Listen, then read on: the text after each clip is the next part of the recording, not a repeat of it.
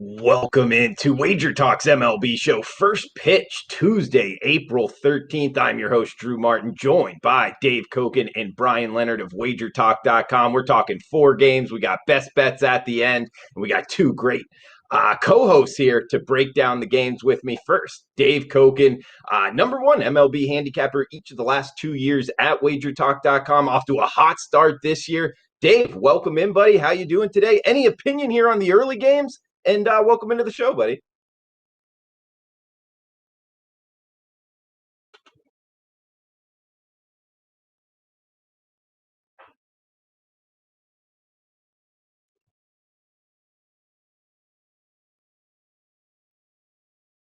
Yeah. Posted till this morning because it's like, I wonder if those guys are going to go. So I got up this morning and so I don't know, 7:30, 7:45. Well, they're still listed, so it's like, okay, let's get that one out there because I think this is a really good bet, and it was going to be a 4% play for me, which I almost never have fives. So fours in baseball, I've only had like two so far. I really like the play, and then of course after I write it up and post it, hey, here comes the pitching change. It's like, couldn't have done that 10 minutes ago and saved me all that work, huh? So that's a no play for me. I have no particular interest in it. But a little advance notice, they'll play two tomorrow, and I would anticipate Eovaldi and Maeda being probably in the first game. And I will be looking at the under in that matchup. As for today, I do still have one play up. It's a which I think offers a lot of value, and you can get it right now at WagerTalk.com. Also, a reminder, sorry to go long here, but I think there's just a few days left on the special. That it's a site-wide special. So for Bryan, myself, any handicapper, you get 30 days, everything for 30 days for $199. It's a real nice savings, and I would advise people to take advantage of it. As for me, as you mentioned, I'm number one baseball last year, number one so far this year, over 50 units ahead in the NHL. So things are really good. So take advantage. Yeah, take advantage of WagerTalk.com. Also, Bryan Leonard, great MLB handicapper as well. And actually, over the last 4 seasons, the most profitable MLB handicapper at WagerTalk.com. So a little bit more longevity to that stat. But Bryan, welcome in, buddy. Do you have any opinion here on the early games? And welcome into the show. No, I don't. I saw that Nelson Cruz was out of the lineup, which moved the line 10 cents in Boston's favor. But I've got nothing on the early games. I jinxed myself yesterday. I went on Prez's show in the morning, and I happened to look and see that I was the most profitable handicapper for the month of April. And so, of course, I announced that. And then I go 0-4 yesterday. So 0-2 in hockey, 0-2 in baseball. I jinxed myself. I'm bouncing back today. Got 2 baseball and 1 hockey up on the site. So big bounce back day for us today. And let's get to it.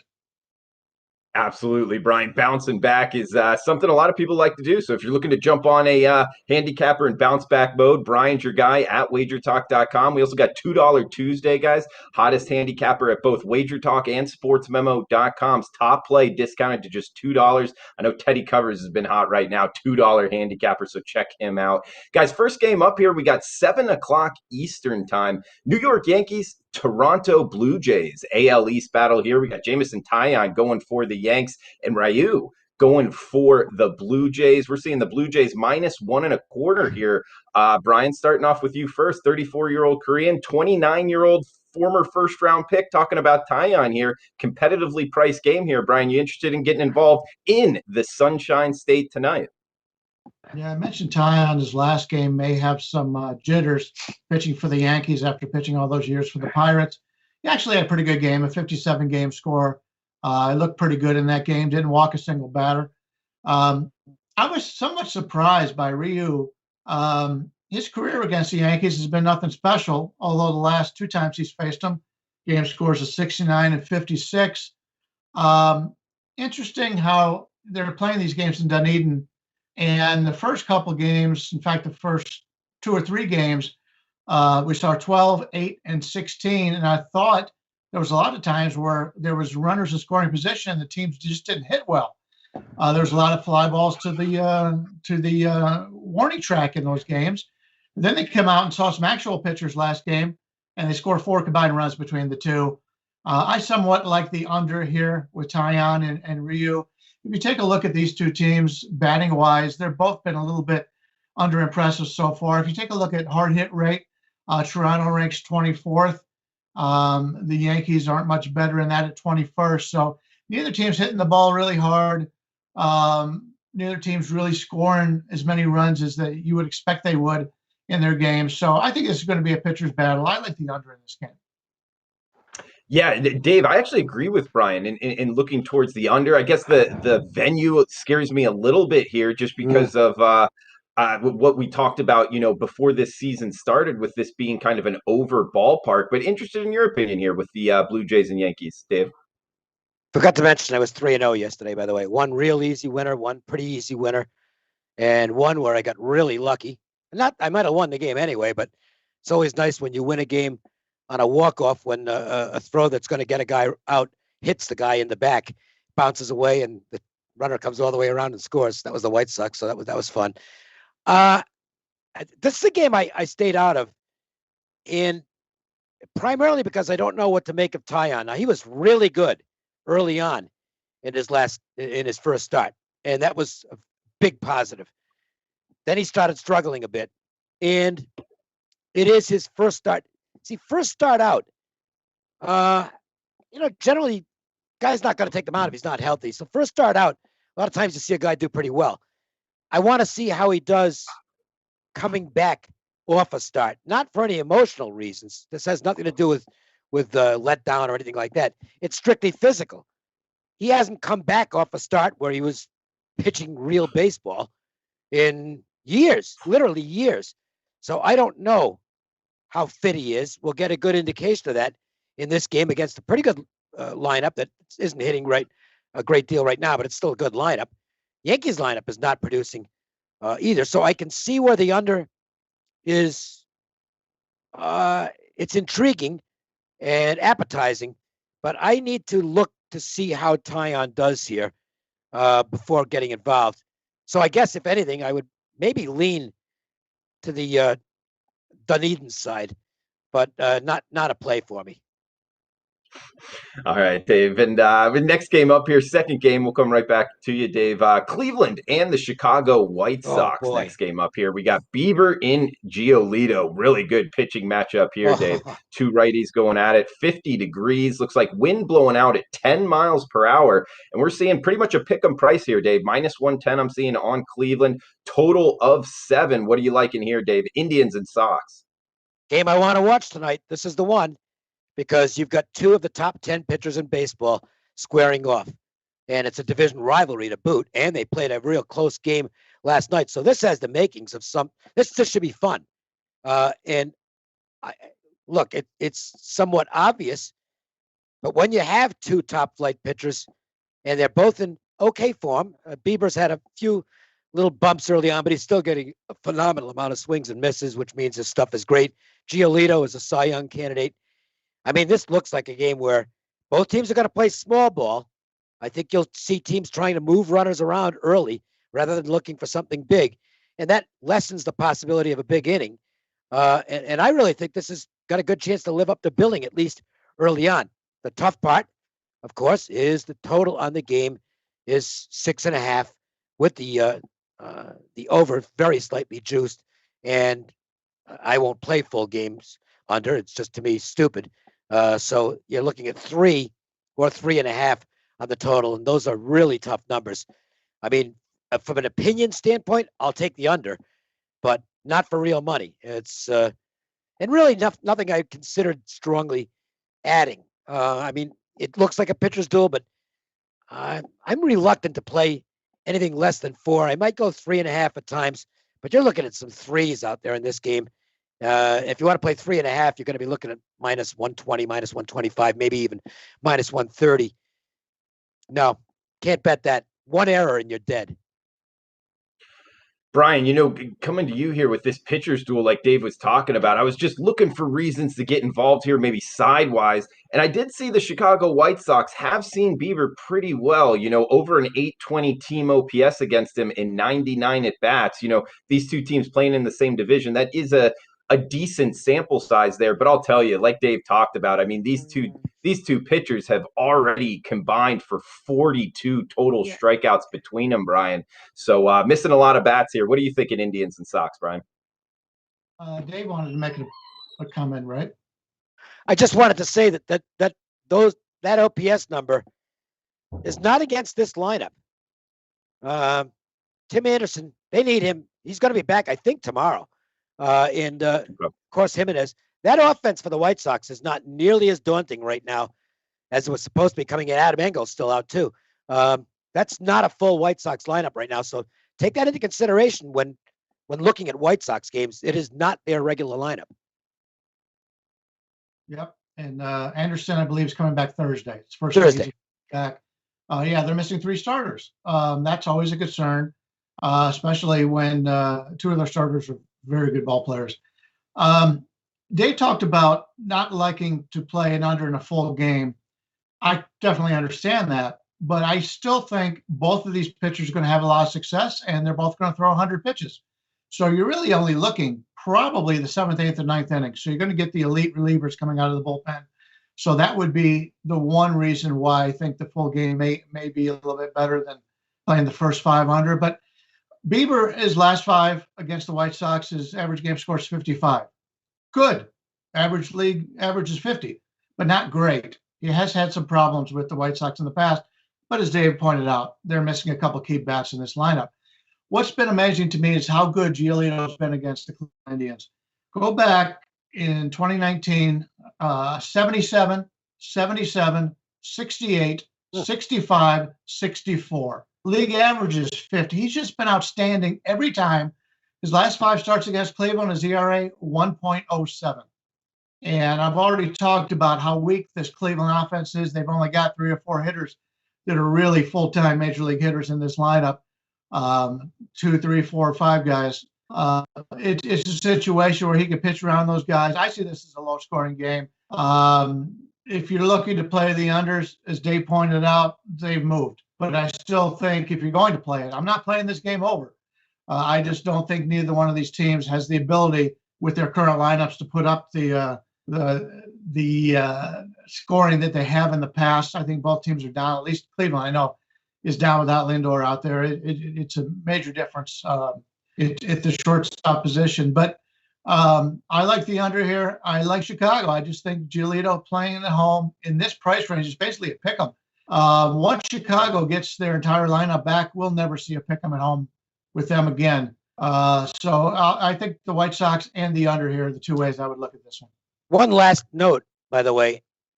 Last night's game was really close to being 0-0.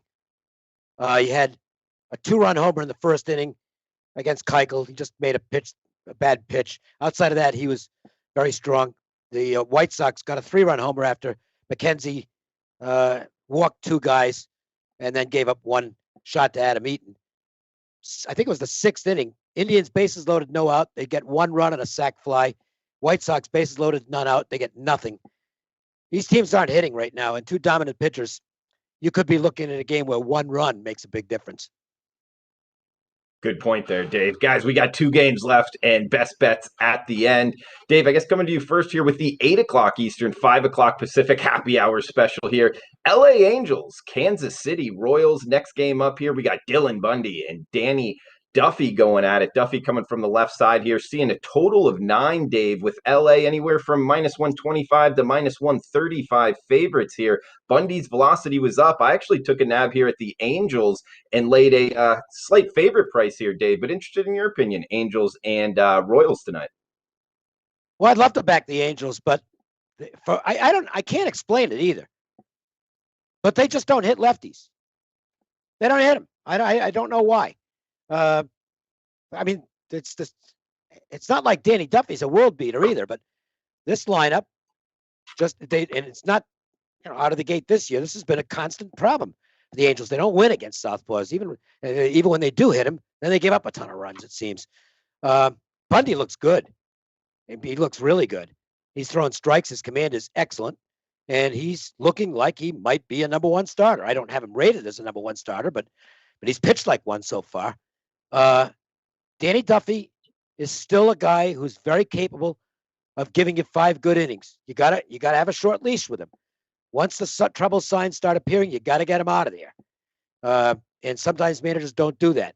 And so Duffy will have a game where he's given up 1 run in 5 innings, and then you look at his line at the end of the game, and it's 5 2/3 innings, and he gave up 5 runs because the manager left him in too long. His numbers are clear. Okay, he's not bad early. He gets worse as the game goes on, and that's been his pattern so far out of the gate this year. I think it's priced right. The Angels are playing really good baseball right now. They've homered, I think, in every game.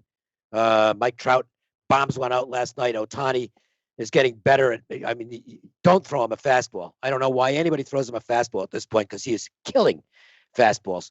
But nevertheless, against the lefty, I don't think I want to lay this price with the Angels. If anything, if you're just looking for an opinion, action only, I'd probably go Royals. But it's not a bet for me. By the way, Royals, if you're a fantasy baseball player, I did it this weekend. We'll see what happens. I spent $2 on Wade Davis in my American League auction. He was available. He could end up getting some save opportunities here. He looks pretty good so far. And I need to pick up some points in that category because Bryan's ahead of me, and I got to close the gap somehow. Bryan, can't let him close the gap there, Bryan. What do you think, buddy? Yeah, I told you how well we do in fantasy baseball. I'm always looking at over Dave's back, trying to steal his notes.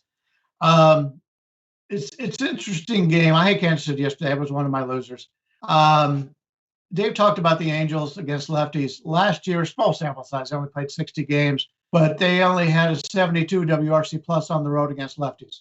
Average is 100. So they didn't hit them well on the road. Hit them better at home, but that's something to keep an eye on. In fact, if you look at the record so far this year, the Angels are 7-1 against righty starters, 0-2 against lefties.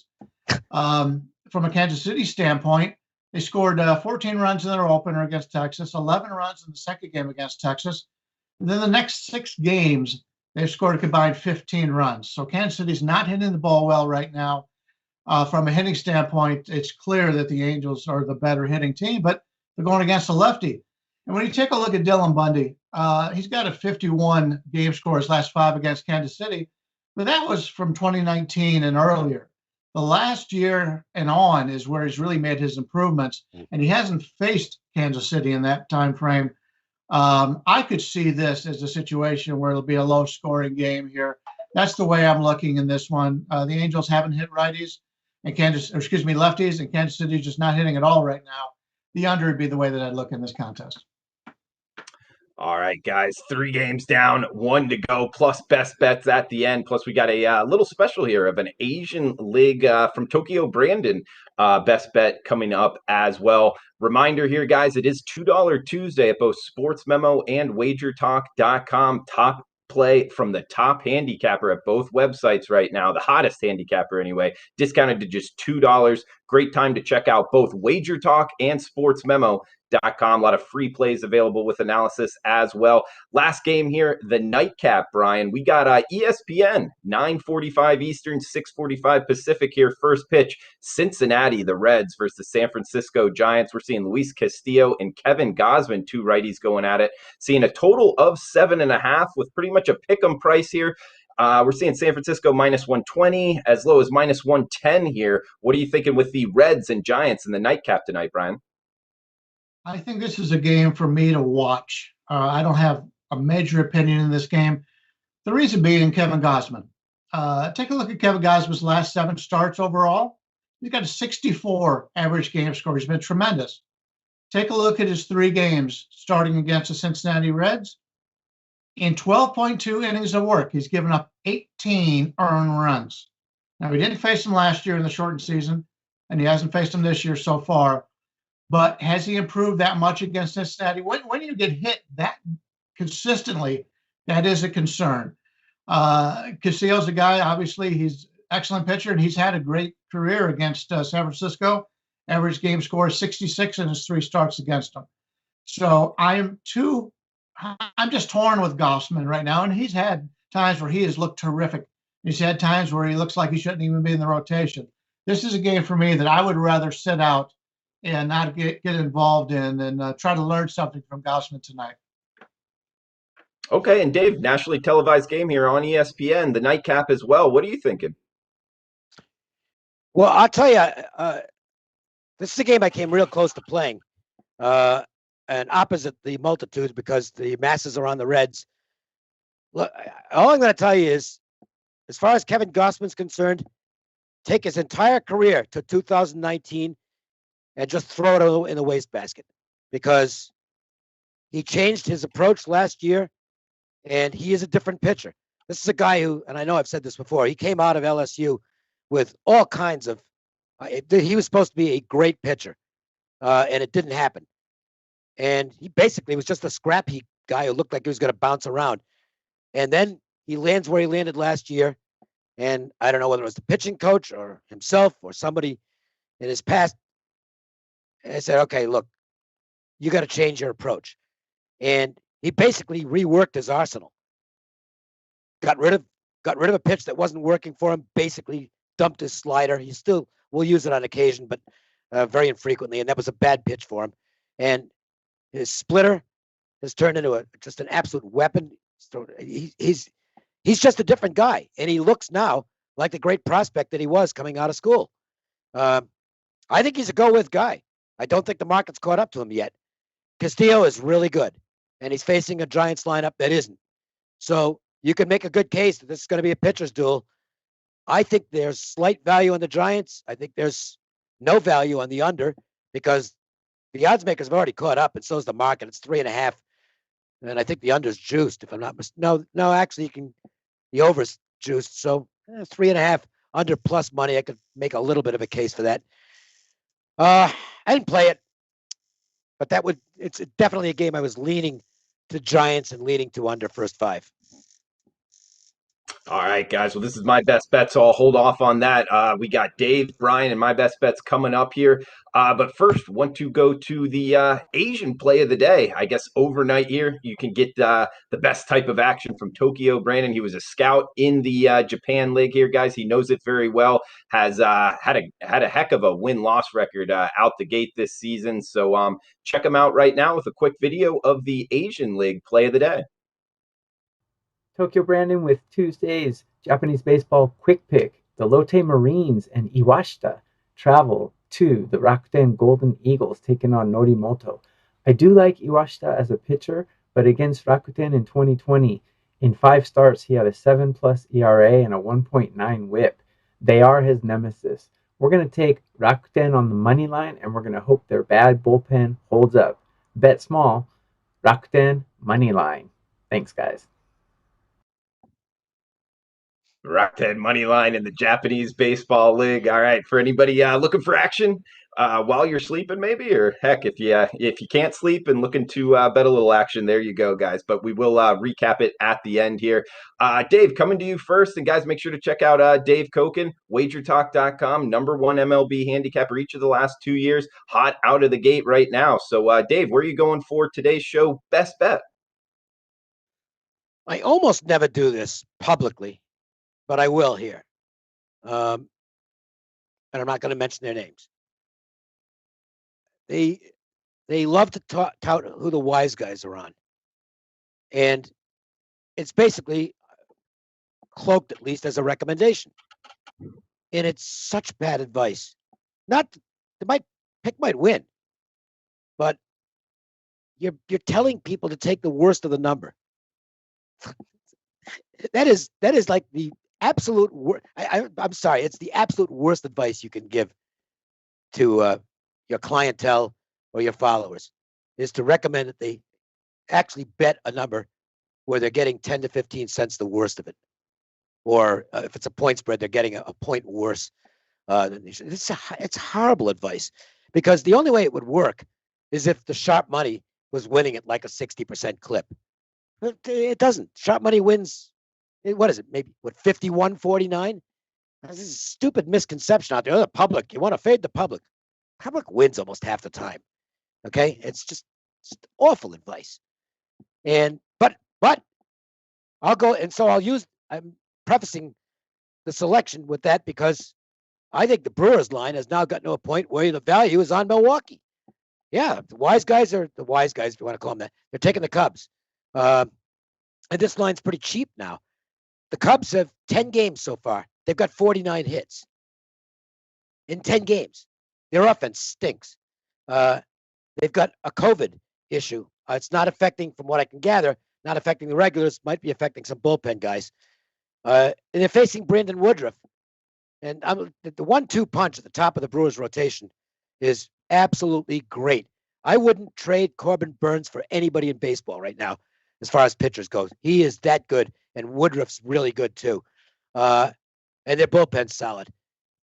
To me, at the price where it is now, I haven't put it on my card. I'm still considering it. Brewers. Brewers at the price. All right, looking towards the Milwaukee Brewers. And Dave, not the exact same thing that you were saying, but down that same lane, man, if I had to pick out, as sports betting's become more mainstream and more people are jumping into it, and if there's one kind of phrase that people talk about way too much and just blow it way out of proportion, it's people bringing up, oh, this is the public side. Oh, this is the sharp side. I hear that so much, and I'm just like, what are you talking about? Like, it's so blown out of proportion. Give me a matchup handicap. I'll take that any day over, Absolutely. Oh my gosh, this percentage of people bet on this side. And I don't know. I totally agree with you though, Dave.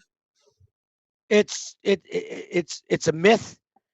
It used to be years ago, just in the NFL, fading the public was a really good idea. The market is much more sophisticated now, and it's a lot bigger. Okay, there's way more people betting now than there used to be. It's the pros versus Joes thing is for amusement only. You should not let that influence you one way or the other, unless it's to take the side where you're getting what is now better value on the spread or the money line. If it's a game you like and the public happens to be on that side, but the wise guys are on the other side and they're creating a number that's favorable to you, screw the pros versus Joes. Bet your side at good value, and you're going to win more than you lose. Well said, Dave. Yeah, very much blown out of proportion, in my opinion, as well. Bryan, coming to you next. Last 4 years, #1 at WagerTalk in MLB. Guys, a lot of profits there. Check them out at WagerTalk.com. Any opinion here on pros versus Joes, and where are you going for best bets, Bryan? Well, I'm going to go to the same game with a different angle on it. Pros versus Joes, unless you know what the pro bet at a certain number, right, it's worthless. I trade information with a lot of guys that I really respect. Many times they're on the opposite end of me. What I have, I laid 3.5. They took 4. Who's the pro? Who's the Joe? I mean, you're betting into the best number possible. And the problem with all these charts is you don't know where they're getting them from. Are they getting them from William Hill, which doesn't let any pros bet there, or are they getting them from Pinnacle, which is legit? You don't know. So I don't even bother wasting my time on it. It's just it's too much to worry about. We got enough trouble breaking down the games. I'm gonna come back to that Chicago-Milwaukee game that Dave was talking about. I'm gonna look for this game to be played under. I like exactly what Dave said. You got two teams right now. If you're looking at WRC plus, the Cubs are at 66, dead last in batting, and Milwaukee's at 79. You take a look at hard hitting. They're both 2 of the bottom 10 in the league right now in hard hit balls. So neither team is hitting the ball very well right now. And we talked about the starters. You can't get much better than this. Kyle Hendricks, his last 5 starts against Milwaukee, his average game score 65, ERA 1.71. Brandon Woodruff, last 5 against Chicago, game score 62, 2.96 ERA.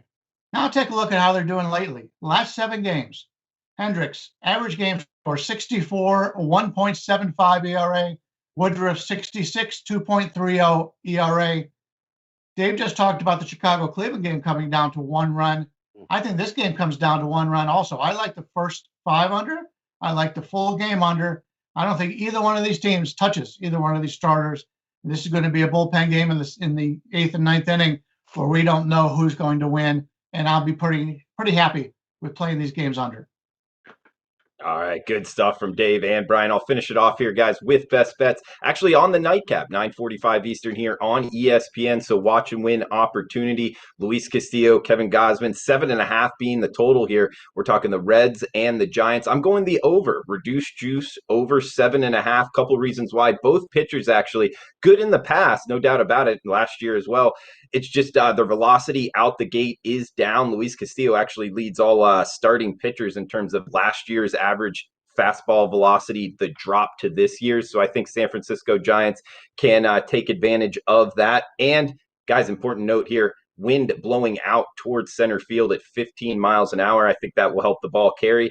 And the Giants relief pitchers here, we just saw Garcia and Alvarez combined for over 50 pitches yesterday. I think that they'll be maybe not able to pitch in this one. That should help the later innings add some more runs to that. So we get a low total here of 7.5, reduced juice towards the over. I'm going to take advantage of it and bet the over in the Cincinnati Reds, San Francisco Giants game. Guys, in recap for the best bets, that's mine. Cincinnati Reds, San Francisco Giants over the 7.5. We got Dave Koken, Brewers minus 140. Bryan Leonard, same game. That 140, that 140 is a horrible number.